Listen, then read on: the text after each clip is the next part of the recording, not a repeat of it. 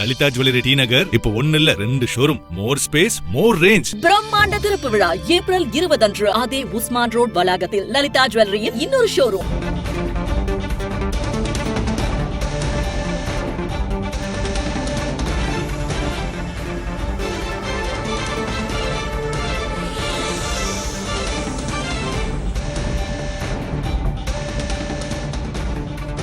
கன்னியாகுமரி மாவட்டம் கிள்ளியூர் அருகே மக்கள் கருத்து கேட்பு இன்றி தாது மணல் அல்ல மத்திய அரசு திட்டமிட்டிருப்பதாக தகவல் வெளியாகியிருக்கிறது.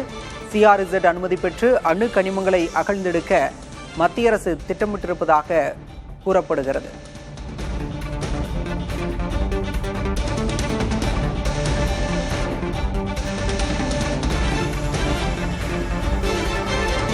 கிள்ளியூர் தாலுகாவில் 1144 ஹெக்டேரில் தாது மணல் அள்ள மத்திய அரசு திட்டமிட்டிருப்பதாக கூறப்படுகிறது.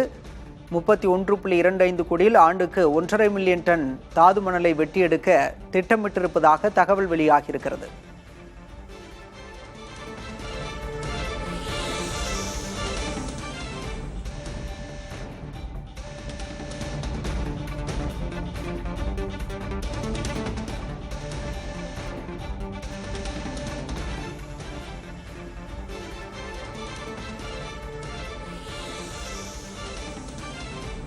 அண்மை செய்தியாக பார்க்கின்றோம்.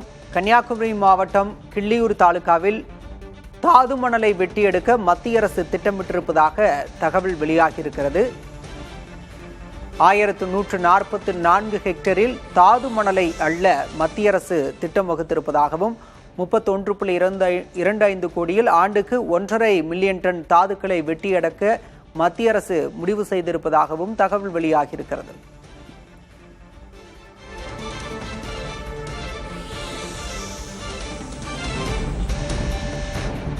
இது பற்றி பேசுவதற்காக நம்மோடு பூவுலகின் நண்பர்கள் அமைப்பைச் சேர்ந்த சுந்தரராஜன் இணைந்திருக்கிறார். திரு சுந்தரராஜன், தற்போது மத்திய அரசோட இந்த திட்டத்தால கன்னியாகுமரி மாவட்டத்துக்கு குறிப்பா கிள்ளியூர் பகுதியில் எந்த அளவுக்கு பாதிப்பு இருக்கும்?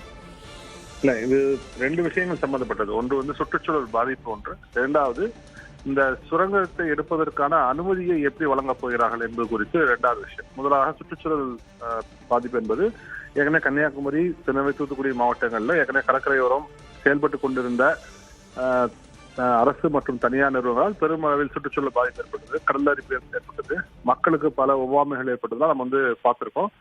மாநில அரசே ஒரு குழுவெல்லாம் போட்டு அது கொஞ்சம் ஆய்வுகளையும் பண்ணி அதுக்கப்புறம் தான் பேன் பண்ணாங்க. கடற்கரையோரமாக மணல் எடுப்பதற்கான அனுமதி தர செஞ்சாங்க. இதெல்லாம் 10 வருஷம் இருந்துச்சு. இப்ப திடீரென்று IREL நிறுவனம், ஒன்றிய அரசோட IREL நிறுவனம் கன்னியாகுமரி மாவட்டத்தில் புதிதாக அணுக்கனிமம் எடுப்பதற்கான சுரங்கம் அமைப்பதற்கான ஒரு அனுமதியை கடற்கரை ஒழுங்காற்று மண்டலத்திலிருந்து வாங்கறதுக்கான முயற்சி இறங்கியிருக்காங்க. இதுல என்ன பிரச்சனை? 2வது விஷயம் இந்த அனுமதியை வழங்குவதற்கு முன்னாடி எல்லாம் சட்டம் எப்படி இருந்துச்சுன்னா, இந்த அனுமதியை வாங்கணும்னா நீங்க மக்கள்கிட்ட கருத்து கேட்கணும், சுற்றுச்சூழல் தாக்க மதிப்பீட்டு அறிக்கையை செய்யணும், என்வரான்மெண்டல் இம்பாக்ட் அசஸ்மெண்ட் செய்யணும். அந்த சுற்றுச்சூழல் தாக்க மதிப்பீட்டு அறிக்கையை மக்கள்கிட்ட பொதுவெளியில வச்சு மக்களிடம் கருத்து கேட்க வேண்டும். மக்கள் கேட்கின்ற கேள்விகளுக்கு சரியாக பதில் சொல்லி அவங்க கன்வின்ஸ் ஆனா மட்டும்தான் திட்டத்தை நீங்க செயல்படுத்த முடியும். இது ஒரு சில கடந்த ஆண்டு, அதாவது 2025 செப்டம்பர் மாதம் ஒன்றிய அரசாங்கம் என்ன பண்ணுச்சுன்னா, இந்த மாதிரி அணு கனிம சுரங்கங்கள் அமைப்பதற்கான அந்த ப்ராசஸ்ல, அந்த செயல் திட்டத்துல மக்கள்கிட்ட எல்லாம் கருத்து கேட்க வேண்டாம் அப்படின்னு ஒரு ஆபீஸ் மெமரண்டம் போட்டாங்க. அப்பவே தமிழ்நாட்டோட முதலமைச்சர் அது கடுமையாக எதிர்த்தார்.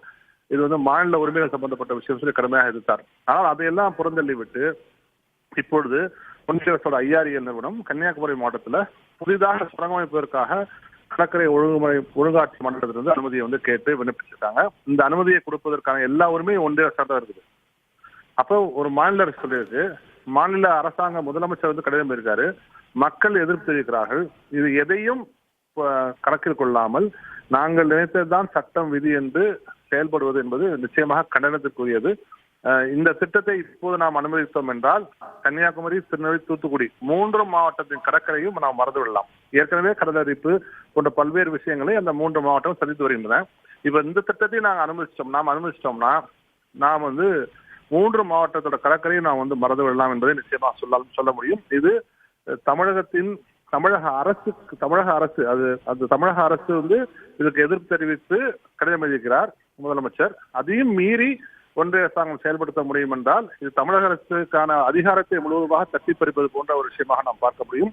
மாநில உரிமைகள், மாநில சுயாட்சி போன்ற பல்வேறு விஷயங்களை நம்மிடம் வந்து பறித்துக் கொண்டு கனிமங்கள் மீது, வளங்கள் மீது மக்களுக்கு இருக்கின்ற இறையாண்மையும் பறித்துக் கொள்கின்ற விஷயமா தான் பார்க்க முடியும்.